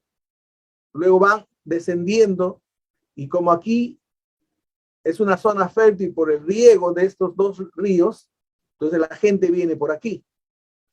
Entonces, si te haces la pregunta, ¿por qué no van a por donde está Israel? Quiero recordarles que aquí en la tierra de Israel no hay riego, es el mar Mediterráneo. No hay riego, ¿no? Solamente está este río Jordán, pero el río Jordán no riega esta zona de Palestina. Aquí sí hay riego. Por eso es que se trasladaron para esta zona de Ur de los Caldeos, ¿no? Y más adelante, cuando vino el diluvio y se destruyó a todos, excepto a los 8 que entraron en el arca, esto encalló en el monte de Ararat, pero nuevamente emigraron hacia el sur, donde habían estado antes, y por supuesto hubo otras migraciones, pero estamos hablando de las migraciones principales para poder tener un cuadro esquemático de todo el Antiguo Testamento. Hasta aquí, como les dije, ya nosotros estamos en el capítulo 12 de Génesis.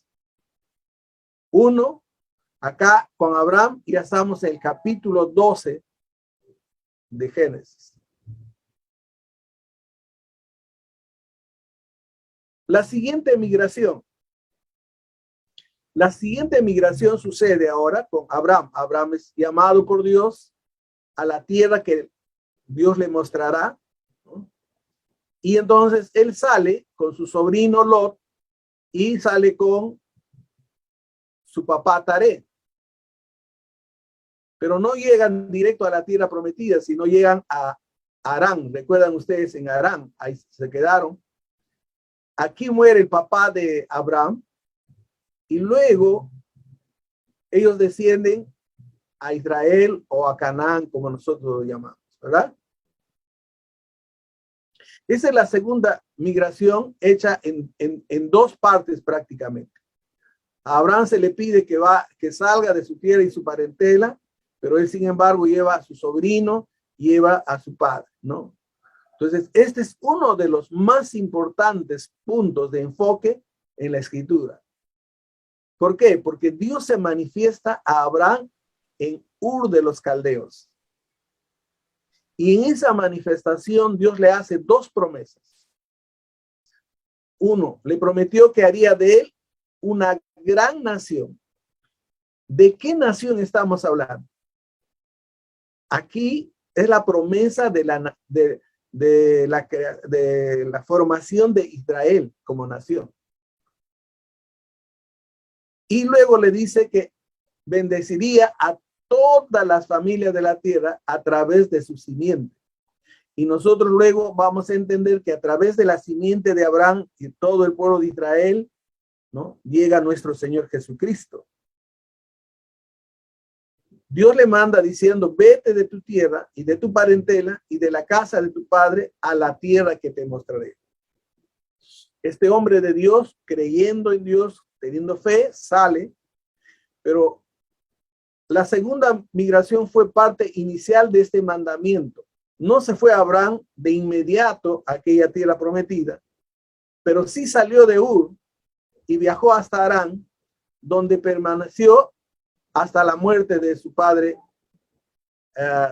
Taré, ¿no es cierto? Eso es lo que nosotros estamos viendo aquí en este mapa. Sale de Ur, llega a Harán y luego llega aquí a la tierra de Canaán. Ya estábamos por entrar al capítulo 37 del libro de Génesis. Estamos dándonos un buen paseo por el libro de Génesis. La siguiente migración, que hemos visto, es de Harán a Israel. Después que muere Taré, el padre de Abraham, Dios renueva la promesa que había hecho a Abraham. ¿Cuál era la promesa que Dios le había hecho? Que de él nacería una nación y que bendeciría a todas las naciones de la tierra. Entonces, él sale de Harán hacia la tierra que más tarde se conocería como Israel. Y allí se va a formar la nación de Israel que Dios había prometido. Dios había prometido hacer de Abraham, y ahí, después de 25 años, recuerden ustedes, 25 años, incluso en un momento Abraham quiso ayudar a Dios con Agar, pero dijo Dios, no, no es esto, es el niño prometido, Isaac. Entonces, luego viene el hijo de la promesa, y así comienza esta nación. Abraham le creyó a Dios y supo que una nación poderosa brotaría de aquel hijo único, y así sucedió, ¿no? Ahora vamos a la siguiente migración. Estando en Israel, crecen, ¿no?, hasta 70 personas. Viene el hambre y van a ir a Egipto. Entonces, ahora esta es la siguiente migración, ¿no? La cuarta migración principal fue de Israel a Egipto. Esta migración principió cuando José fue vendido por sus hermanos y los mercaderes madianitas que lo llevaron a Egipto. Esto claramente fue un acto de Dios que tendría consecuencia a largo alcance. Por eso José, cuando se encuentra con ellos, les dice que eso no era obra de los hermanos, eso era obra de Dios para ese momento. Dios bendijo a José y después de algunos años lo llevó ante el faraón. El faraón tuvo un sueño, el cual José interpretó el sueño y le advirtió que habría 7 años de hambre que pronto vendría. José no solamente interpretó el sueño, sino que también aconsejó a faraón en cuanto a lo que debería hacer. El faraón siguió las instrucciones de José y durante los 7 años de abundancia que predijeron al hambre, se almacenó trigo en abundancia. Y cuando llegó el hambre, abrieron los almacenes allá en Israel. Y el padre de José y sus hermanos escucharon que había trigo en Faraón, fueron a comprar, ¿no? Y ahí está la linda historia de la reconciliación. Se reconcilia José con sus hermanos y le recuerda que todo lo que había sucedido es obra de Dios. Y entonces ahora él provee para su familia. Y más adelante José hace traer a su padre y a toda su familia y se trasladan a Egipto. Y ya estamos terminando el libro de Génesis, porque desde el capítulo 37 al 50 prácticamente es la historia de José. Y ahora vamos a entrar al libro de Éxodo. Están en Egipto, ¿no? Ahora van a migrar a Canaán. Después de 400 años, van a volver a la tierra prometida, pero ahora como 2 millones de personas, más o menos. Entonces, durante los tiempos, ¿no? En Egipto, la familia de José fue tratada regiamente y sustentada con lo mejor del país, pero al pasar las generaciones se levantó un faraón que no conocía a José. Y repentinamente las cosas cambian de manera drástica. Los egipcios temieron que esta nación extranjera se multiplique rápidamente y se levante y pelea contra ellos en la guerra. Por lo tanto, comenzaron a oprimirle y a esclavizar a los israelitas. Y esa opresión se empeoró más y más, por lo cual ellos oraron, clamaron fervientemente a Dios, pidiendo ser libertados. Dios oye su clamor y levanta a Moisés para librarles de la insoportable esclavitud egipcia. Y a través de muchos milagros y señales, Dios los liberta. Las 10 plagas que ustedes ya conocen, y salieron de Egipto para volver a Israel. Esta migración duró 40 años, pero después de 40 años de peregrinación por el desierto, por fin llegaron a la tierra prometida. Entonces estamos hablando de esta. Ya aquí estamos con el libro de Éxodo. Ya aquí estamos con el libro de Números. Y aquí estamos con el libro de Levíticos. Y aquí estamos con el libro de Deuteronomio, porque Moisés se para en Moab y da 3 sermones recordando todo lo que había pasado en esta peregrinación. Y algo que nos enseña también es que Dios tiene un propósito al hacerles peregrinar por el desierto, porque directamente podrían haber ido por esta línea y llegado en semanas a Israel. Pero nosotros entendemos a la luz de la palabra del Señor que Dios quería sacar a Egipto del corazón del pueblo de Israel. Y también hay otra lección muy profunda, que toda la generación que salió no ingresó a la tierra prometida. Y hemos leído en Corintios, ¿por qué? Por la dureza de sus corazones. Excepto Josué y Caleb. Entonces, de esta generación que nace, todos quedan en el desierto, y los que ingresan a la tierra prometida es una segunda generación, excepto Josué y Caleb. Y recuerden ustedes de los 12 espías. De los 12 espías que Moisés mandó, 10 dieron un reporte negativo y Josué y Caleb dieron un reporte positivo. Y por esa razón es que estos 2 hombres entran. Y otra lección también más profunda para nosotros los líderes es preguntarnos, ¿por qué Moisés no los llevó a la tierra prometida? ¿Por qué Moisés murió aquí en el monte de Moab? Ustedes tienen que recordar la historia. Y Dios le dice claramente, por no haber escuchado mi voz y por haber golpeado la peña, no vas a entrar a la tierra prometida. Y uno se pregunta, ¿Dios es tan drástico? Claro que sí. A mayor privilegio, a mayor responsabilidad, diré, a mayor grado, hay más responsabilidad. Son lecciones que uno va aprendiendo. Mira, ya estamos aquí, ya hemos terminado con el Pentateuco, ahorita ya estamos con el libro de Josué, el libro de Jueces, el libro de Ruth, ya estamos aquí, ¿no? Estamos aquí en este. Ahora, hay otra siguiente migración. Es de Israel a Babilonia. Estando ya aquí en la tierra prometida, ya vemos que, por ejemplo, ya no hay líderes como Moisés y Josué. Ahora hay otro tipo de gobierno. Si usted se da cuenta, en las primeras migraciones de Ur a Harán, de Harán a Israel y de Israel a Egipto, era un gobierno patriarcal. El patriarca era el líder. Cuando ya salen de Egipto, ya no hay un patriarca, ya hay un líder que Dios levanta. y ese es Moisés. Moisés lidera y va formando a otro líder, y ese líder es Josué. Josué entra, y lastimosamente en el libro de Josué nos dice que después de la muerte de Josué y los ancianos de Josué, escaseaba ya toda la palabra del Señor. Entonces se levantan los jueces,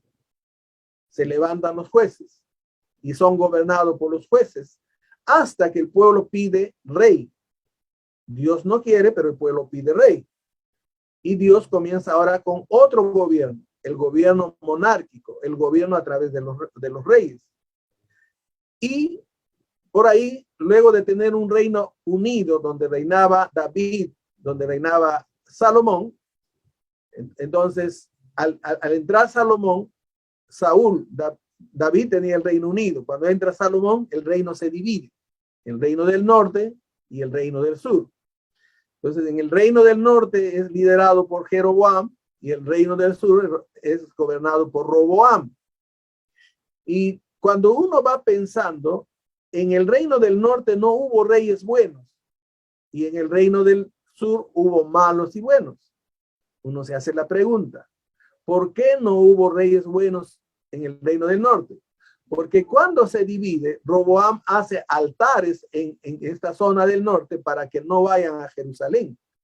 Y recuerden, para el pueblo de Israel, el centro de adoración era Jerusalén. Y el reino del sur se queda con Jerusalén. Por eso es que salen algunos buenos y algunos malos ahí. Y todo el pueblo del reino del norte se vuelve idólatra. Y entonces cuando usted lee en el profeta, dice los pecados de Jeroboam. ¿Cuál es el pecado de Jeroboam? Si usted no conoce la historia, no va a entender, ¿no? Entonces luego, el 722, las 10 tribus del reino del norte desaparecen y quedan las 2 tribus que le llaman remanente. Y cuando ya también no obedecen a los profetas, Dios manda su juicio y son llevados a Babilonia. Son llevados a Babilonia por 70 años. En 70 años la tierra esta no produjo nada, nadie la cultivó. Porque la ley de Dios era que cada 7 años deberían descansar un año la tierra. Pero ellos, por materializarse, por buscar los productos, en 70 años no hicieron descansar la tierra. Y cuando Dios lo lleva a Babilonia, hace descansar 70 años esta tierra. Principios que vamos. Entonces aquí ya estamos en los profetas mayores, estamos en los profetas menores, ¿no? Y ahora los profetas del exilio, estamos aquí. Y luego vamos a pasar a otra migración.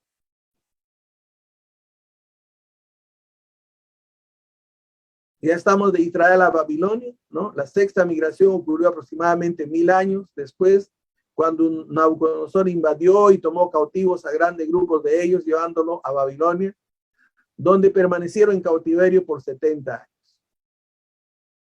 Finalmente, como Dios es un Dios de restauración, restaura a su pueblo y de Babilonia van a volver a la tierra prometida.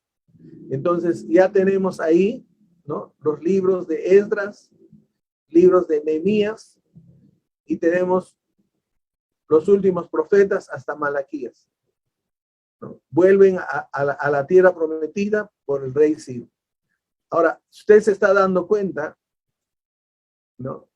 Esta 7ª y última migración fue de Babilonia a Israel, antes de ser llevada cautivo. La nación de Judá no solamente fue advertido por los profetas, que a menos que se arrepienta y se convierta a Dios, serían llevados cautivos, sino también les profetiza que 70 años deberían estar en el cautiverio.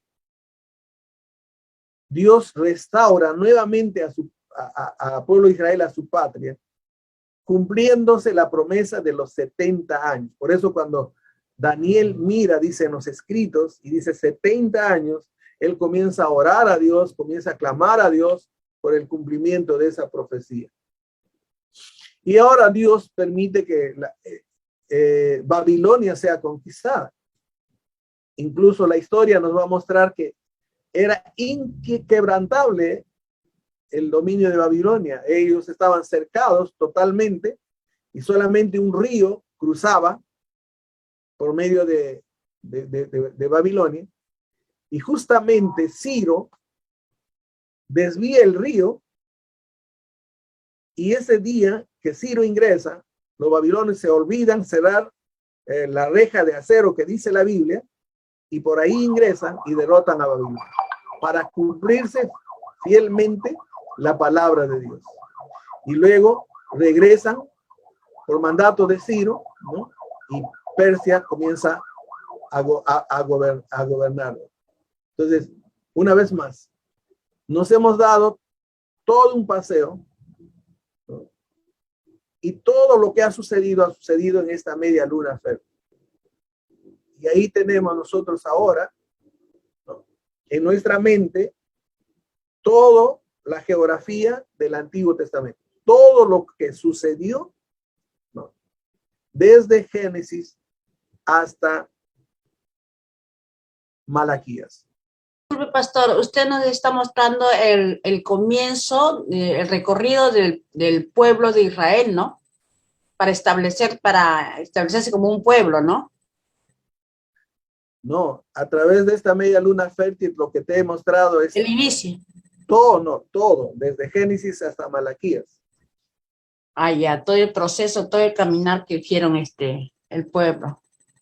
Todo lo que está escrito en el Antiguo Testamento sucedió en esa media luna fértil.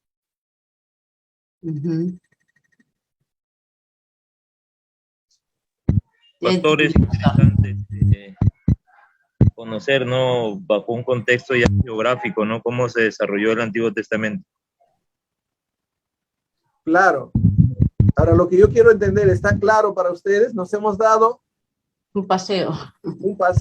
Tenemos un esquema del Antiguo Testamento que está aquí en la mente. Ahora, cuando me hablan de cuando me hablan de Babilonia, cuando me hablan de Egipto, ya sé dónde está ubicado. Eso es lo que queremos.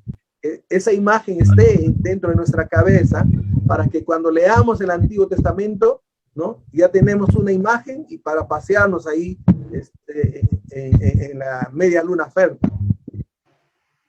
No, sí, pastor. Sí, entiendo, pastor. ¿Se ha logrado el objetivo o no? ¿O hay que aclarar más? Pastor, está muy claro. Muy excelente la explicación. Ese es un error que muchas veces también se hace en los seminarios y en los institutos. No llevamos a dominar al estudiante todos estos detalles. Y es importante que nosotros tengamos esta imagen en nuestras mentes para estudiar el Antiguo Testamento, ¿no? Así que en una hora hemos hecho una geografía completa, ¿no? Esquemáticamente hemos visto, ¿no?, cómo este pueblo de Israel se movió desde Génesis hasta Apocalipsis, diré hasta Malaquías, perdón.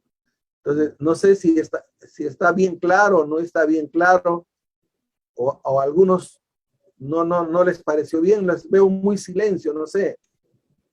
Pastor, aló. Aló, sí, le escucho, mano.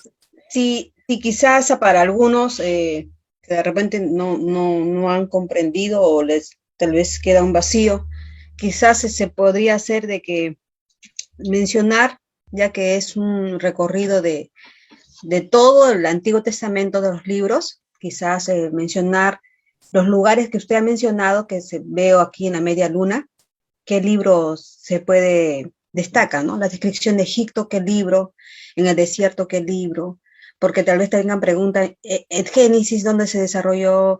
Éxodo, Levítico, y tal vez mencionando los libros, como usted lo ha estado mencionando, de repente a algunos se le ha pasado, ¿no? Excelente, hermana. A ver, otra vez nos damos un recorrido, ¿no es cierto? Muy bien.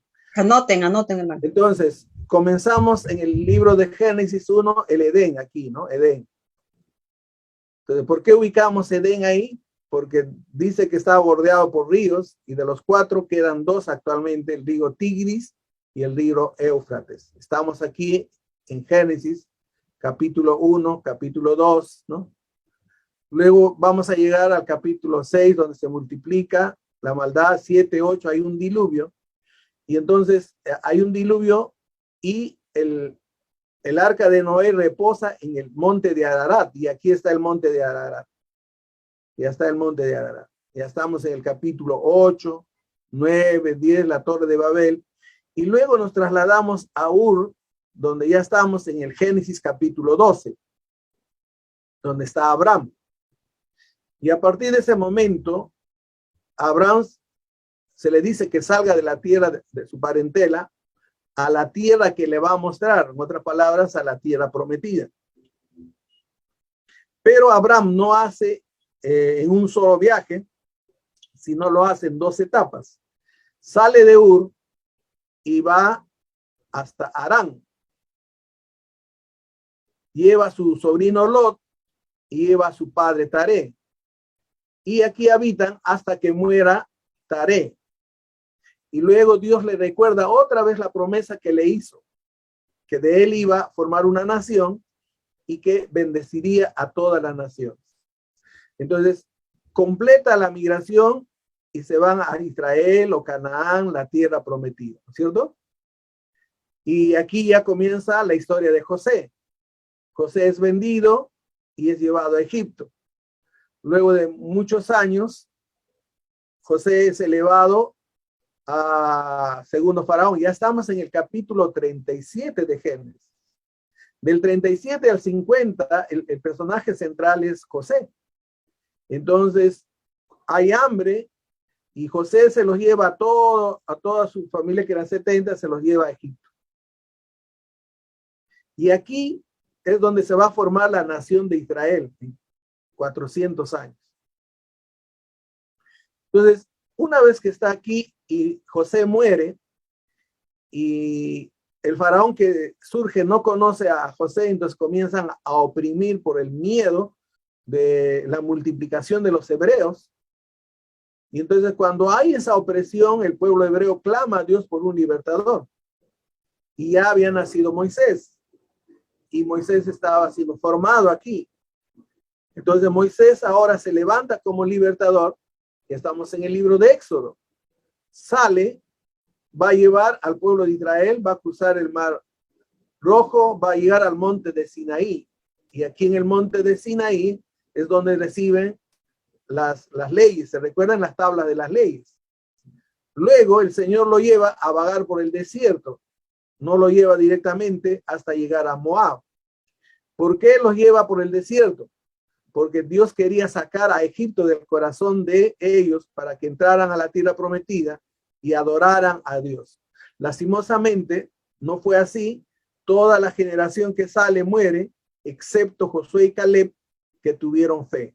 Moisés también muere aquí en Moab, mira nomás, por haber desobedecido a Dios. Luego entra a Israel. En Israel ya está el libro de Jueces, ya está el Josué, el libro de Jueces, ¿no es cierto? Ya está ahí el libro. Entonces, aquí es donde ahora cambia la situación. Es gobernado por jueces por un momento y luego el pueblo de Israel pide reyes como las otras naciones. Dios le concede. Entonces el primer rey es Saúl, David y Salomón. Los tres van a gobernar sobre las 12 tribus. Pero una vez muerto Salomón, el reino se divide en el reino del norte y el reino del sur. Y luego desaparece el reino del norte porque no adoraban a Dios, todos tenían altares y solamente se queda como remanente el pueblo de Judá. Entonces ya aquí están los libros proféticos, los libros de Isaías, todos los libros proféticos que profetizaban a Judá para que se arrepienta y si no Dios los iba a llevar en cautividad. Entonces luego Judá es llevado a Babilonia por 70 años. ¿No? Ya estamos en los libros del exilio, por ejemplo, Ezequiel está aquí, Daniel está aquí. Aquí ya estamos en los libros de Ezequiel y Daniel. Luego de los 70 años, Dios hace retornar al pueblo a la tierra prometida y ya estamos terminando con Malaquías. Ageo, Zacarías y Malaquías, cuando el pueblo retorna para construir el templo, el pueblo retorna para construir los muros. Por dedicarse a sus casas no lo hacen. Así que Dios va también mandando algunos castigos para que el pueblo reflexione, ¿no es cierto? Entonces ya aquí hay Malaquías y luego tenemos 400 años de silencio. Como se han dado cuenta, nos hemos paseado desde el Génesis hasta Malaquías. Todo lo que ha sucedido con el Antiguo Testamento sucede en toda esta tierra que nosotros vemos que se llama la media luna fértil. Muy bien, hemos dado otro repasito. Aló, pastor, buenas tardes. Buenas tardes. Te saluda el pastor Miguel Ángel. ¿Qué tal, pastor Miguel? Le agradecemos bastante a nombre de la misión, Asociación Cristiana Iglesia de Dios, por el enfoque que nos está dando geográficamente. Solamente quería hacer un aporte que también podríamos hacerlo a través de Génesis 3:15. Como la redención se promete desde ese aspecto, también podríamos empezar una especie de panorama de lo que usted está explicando. Usted lo está haciendo geográficamente, estoy aprendiendo, estoy enriqueciendo el conocimiento geográfico, pero mi aporte también es que podríamos también hacerlo a través de Génesis 3:15, siguiendo la genealogía luego en Abraham de nuestro Señor Jesucristo. Que el Señor le bendiga, pastor. Gracias. Excelente, pastor. Vamos a trabajar en eso. Está bien, gracias. Muy buena. Pastor, una consulta. Lo que se ha hecho, se va a compartir también el link, nos van a enviar el link, porque algunos quizás, en mi caso, no he estado puntual. Y el otro, si las diapositivas nos van a compartir también, porque son muy buenas. Se lo agradecería. Sí, la hermana Emperatriz está tomando los números para enviarles a su WhatsApp. Pastor, solo Denis nomás ha dado su número. Bueno, si no dan su número ya, pues ya no es culpa nuestra, ¿no? Pero pongan en el chat su número para poder, por favor, canalizar eso, ¿no? Sí, todo le vamos a compartir. No me acuerdo su número. Muy bien. ¿No hay preguntas? Pastor, una pregunta, en ese lapso de tiempo, ¿de cuántos años ha sido hasta el tiempo del silencio? ¿3,000, 3,500 años antes del tiempo de silencio? El tiempo de silencio son 400 años, ¿no? Ya, y desde Génesis hasta Malaquías, ¿qué tiempo ha sido? ¿Cuántos años han sido? Esa es una muy buena pregunta y hay que dominar eso, ¿no? Exactamente no se puede precisar los años, pero sí se puede sacar un aproximado usando la Biblia, usando la arqueología, ¿no? Y quizás la astrología también. Lo que se calcula, mi amado pastor, es que hay 4,000 años. 4,000 años desde Génesis hasta Malaquías. Puede ser un poquito más, un poquito menos. Ahora, eso se corrobora con escritos de otras naciones que se ha encontrado y también se menciona, pero también se puede corroborar, por ejemplo, con el desgaste del sol. Los que dicen que la Tierra tiene millones y millones de años van a contradecir el principio de los rayos solares.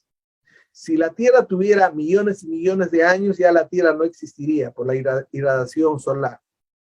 Entonces, calculando también por la irradiación, los científicos dicen que la Tierra no tiene más de 6,000 años, ¿no? Entonces, bíblicamente calculamos entre 4,000 y no puede ser más de 6,000. Esa sería una respuesta bíblica y a través de la ciencia, pastor.